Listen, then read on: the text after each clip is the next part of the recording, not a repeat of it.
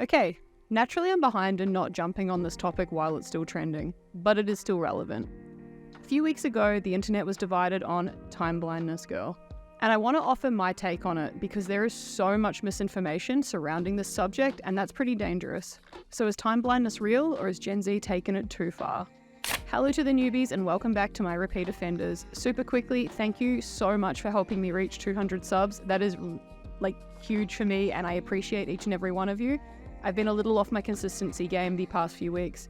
I turned 28 last weekend and had 10 days of having a really hectic social schedule. It was super lovely, but I am ready to get back into the swing of it this week and get back to my normal routine. So a couple weeks ago, I was pretty distressed. I was finalizing the edit for one of my previous videos, and I'd committed to a gym sesh with one friend and some online gaming with another friend later that same night. 5 p.m. comes around and I get the text from my mate asking if we were still on, and I am filled with dread. I am not done with the edit. My upcoming weekend is super busy and I just don't have time to finish it till the following week. So I bail and fully explain myself. Shame starts to kick in. Now my mate is a bloody legend and suggests I could actually make a video on how time management and time blindness impacts us all very differently. The encouragement and support made me cry a little while I texted my other friend that I was also bailing on our gaming sesh. The love and support I received from both of these amazing guys is what inspired today's video. I am very grateful for you all. So I mentioned the topic to my YouTube coach and I start researching time blindness. I then find out that old mate here has made time blindness a viral subject. So I just got yelled at for asking a very reasonable question. So I'm applying to go somewhere and I just wanted to know, are there accommodations for people who struggle with time blindness and being on time, And then the person I was with interrupted and acted like I was asking something else, and then when we were done, they actually started yelling at me and saying that accommodations for time blindness doesn't exist, and if you struggle with being on time, you'll never be able to get a job. Provided you're trying your absolute best to be there. And then they're like, your stupid generation wants to destroy the workplace. And yeah, I think that a culture where workers are just cut off because they struggle with being on time, when there's other solutions that we can look to, I think that just anybody who thinks it's okay to just treat people like that, yeah, that culture needs to be dismantled. And then I asked that person, how can you feel good about yourself upholding this kind of system? And then to think I'm entitled. No, if people think it's okay to treat others like this, that's entitlement. What a rabbit hole I found myself in. There are so many reaction videos to it, and this is where I quickly form my own opinion. Now, I haven't engaged with any of this creator's content before, and I really don't plan to get acquainted, but I do want to take a firm stance on this early on. So do I think asking an accommodation question in an interview is bad? Absolutely not. It's an interview, a place to ask questions and understand if you are a good fit for the team, and vice versa. Now, do I think this question could have been phrased or asked in a way that would be less controversial? Absolutely. Now, I can't tell if this creator turned to TikTok in a moment of frustration or what, but there's this underlying feeling in my gut that tells me she may have expected this response from the internet. This is my own opinion. I really don't know if that is the case, so don't quote me on it, but there's just a lot of wishy-washiness to how it's worded, and a lot of it feels like it was phrased the way it was to cause some type of interaction online. I wasn't really a fan, but I'm also not invested enough in the creator to do a deep dive on their other content. That's not the point of today's video. Okay, so workplace accommodations, here's my thoughts. I'm going to get literal for a minute here. In the workplace, accommodations are defined as adjustments made at any stage of the employment journey that allow a person with a disability to apply for jobs, interview, and fully perform the duties of a position. According to this document here, blah, blah, blah. I'm going to use the ADA as an example because the majority of my viewership is American, even though I'm Australian. There are some standards and guidelines that need to be adhered to, ensuring that a workplace isn't being discriminatory. I'll put a bunch of links in the description below so you can reference them if you need. But essentially, accommodations are not unreasonable if they do not create an undue hardship or a direct threat. Now, it is up to an individual if they want to disclose their disability, but if they want their accommodations to be considered, there's often a lot of information that needs to be made formally known to the employer and/or their HR department. Now, this is where I have an issue with time blindness girl's approach. Time blindness itself isn't a disability.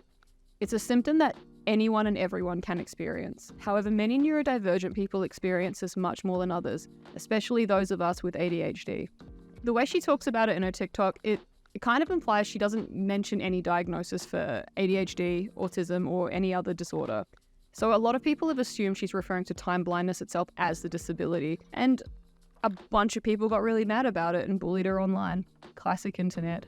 So I want to talk a little about what time blindness is and address a few of the misconceptions that are circulating around it. ADHD expert Dr. Russell Barkley recently retired as a professor of psychiatry and neurology. He actually coined the term time blindness. Get this, not 5 weeks ago like all the people banging on about Gen Z taking it too far would have you believe. He coined it in 1997 when he wrote ADHD and the Nature of Self-Control, which he confirmed with me via email last week. And that is the idea that people with ADHD have an incredible difficulty with not just sensing, but more importantly than that, governing themselves relative to time, or what we call time management. So I illustrate that. As you can see here, here's a typical clock for typical people, and this is what that clock probably looks like with people who have ADHD. Who cares?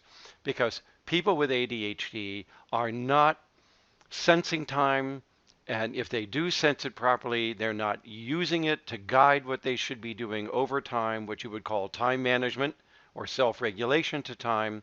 When did I first discover this? Well, back many years ago, as I was building my theory of ADHD as a disorder of executive functioning, one of the things that I was reading suggested that our sense of time is related to our impulse control. I hadn't thought of that before, but impulsive people seem to sense time differently than less impulsive people.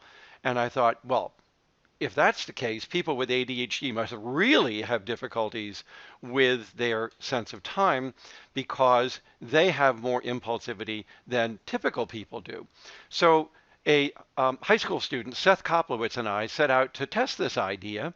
I was in the middle of a project where we were doing experiments on sense of time. What we were doing is we were presenting time intervals to people with ADHD. Seth was studying children. We were also doing this again with teens and with adults. And we would do this in 3 ways. We'd turn a light bulb on, turn it off, and say, how long was that? And that's sort of your perception of time. The second thing that we would do is we would turn on a light bulb, right? And then turn it off, and we would say, now you do that.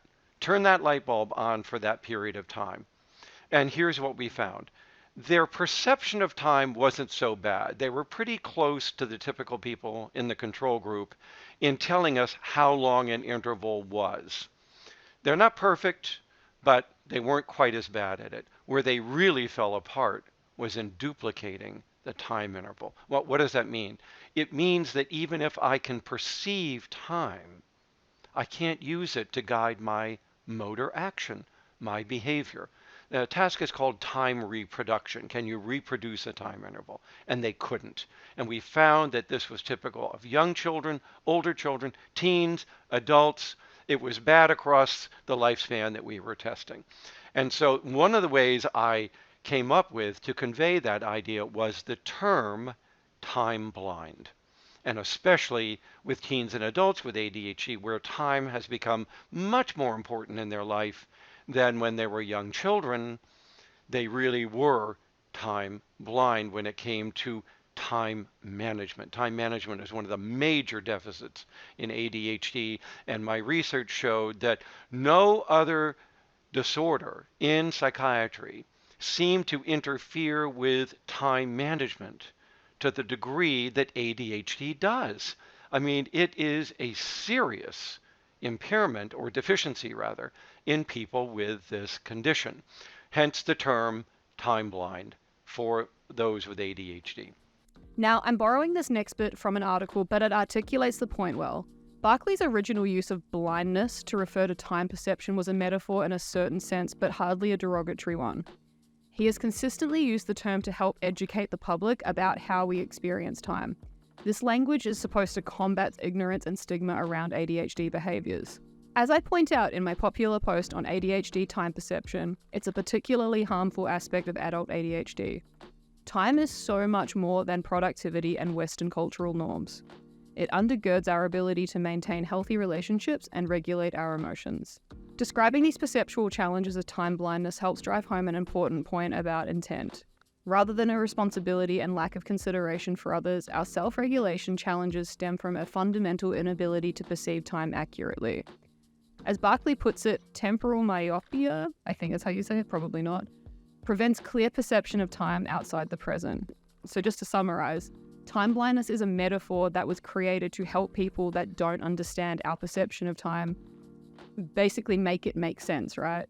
I feel like the misuse of the term time blindness as a disability rather than a symptom has done more damage around the understanding of what it is and how we're supposed to use this term. So I find that kind of interesting. And yeah, I think using it as a disability, like saying time blindness itself as a disability, has not done the ADHD and neurodiverse community any favors, because yeah, it was there as a metaphor to help us explain something better, and now it's been taking the piss out of, so that's fun. Now, the author of this article and website goes on to reference an analogy they used in an earlier published article where they talk about time blindness further. I like to compare time blindness and color blindness to illustrate it's a perception, not a motivation issue. And yet, you wouldn't just be like, oh yeah, red and green traffic lights. Cool, I have zero concept of those, and just like leave it at that. We are responsible for how this stuff impacts others. I love the analogy here because it demonstrates two things. One, it's our responsibility to manage our symptoms as best we can and to consider others. And two, and this one's my favorite, it illustrates that time blindness isn't a choice. It's an impairment that we have to learn to work with. It's not just us being too lazy or disrespectful of your time. So if it is our responsibility to manage it, does that mean we can't ask for help? No. And this is what I hated about the response to her video. The blanket response from everyone was, well, you can't just be late. Imagine if the person paying her suffered from time blindness and she didn't get paid on time. Ha ha ha ha ha. Fuck you, old CEO boomers. Actually, I shouldn't even call out the CEO boomers. It was some really millennials like having a go about this. You should be ashamed. We are meant to be healing. But here we are, bullying on the internet. We are no better than the boomers or Gen Xers. You did this to us. So another creator did an interesting and entertaining video in reaction to Time Blindness Girl's TikTok, back when it was trending. Michelle McDaniel makes a solid point in her video on this topic, where she doesn't agree with dismantling establishments like being on time to work. And I myself agree with this particular aspect of it. However, there are a lot of systems over the years that were once standard practice or were legal. And as we know, legal doesn't always mean it's right. Nowadays, these would be considered huge human rights violations. While I don't think you should be able to turn up late to work every day, I don't think asking for accommodations where applicable and beneficial for all involved parties is a bad thing. Now, there are many ways that accommodations can be made for people who are struggling. I know this isn't applicable to every job, but like I mentioned above, where these accommodations can be made, it isn't an unreasonable ask. Allowing a flexible work schedule, like working from home, or if you start at a different time of day, getting all of your work done in a slightly different set of hours. Some ADHDers work much better later in the day. I am one of them. It can also look like creating shorter and more frequent deadlines for tasks. We often work better with definitive time constraints. It can be as simple as getting a more visual clock on our desk, or something that helps us see the time better rather than us just guessing.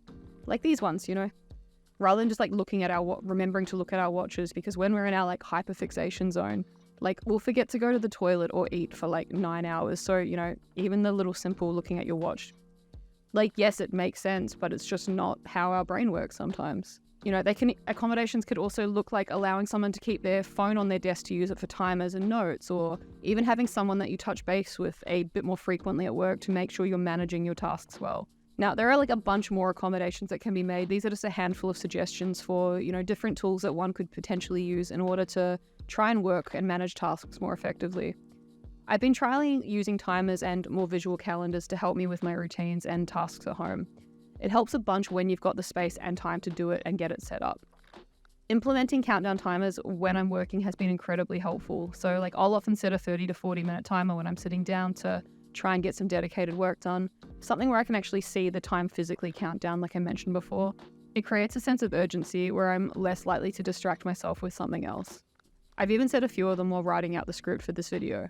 What do you do when you're trying to combat your time blindness? Do you have any like fun ways you try and navigate it, or is it kind of just like ruling your life? Let me know down below in the comments, would love to know. While these won't fix time blindness, it is another tool you can have equipped for those days where you feel like time blindness is overstepping. Ultimately, though, there isn't a cure for it, and there's a level of self-acceptance that has to come into play. There's not one right way to navigate life. This may just be one of those things that you struggle with, and, you know, we can't all be good. Like, we can't be good at everything.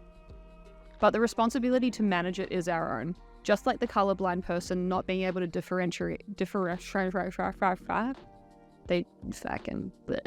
but the responsibility to manage it is ours. Just like the colorblind person not being able to differentiate traffic light colors, they still have to adhere to the same set of road rules as the rest of us, right?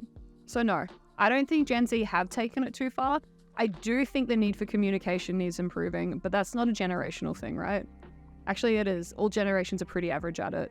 I think the younger generations are doing a better job of coming up and like opening up discussions, but I don't think screaming at people is the best way to get a message across. All it does is put people's backs against a wall, and that makes that person want to come out swinging rather than listen to a different point of view.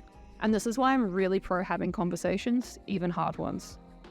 Communication is difficult, but nothing changes if we don't learn to communicate better. Now, before I conclude, I really want to emphasize that I am out here trying to create a respectful community, and I'm happy to see discussions in the comments, but keep it respectful. I've seen a lot of negativity and bullying around this particular topic, and I'm not here for it. Be curious, not a dickhead. Our experiences are all very different. Thank you again, and if you enjoyed this video, please consider liking and subscribing. I will see you in the next one. Thank you again. Cheers.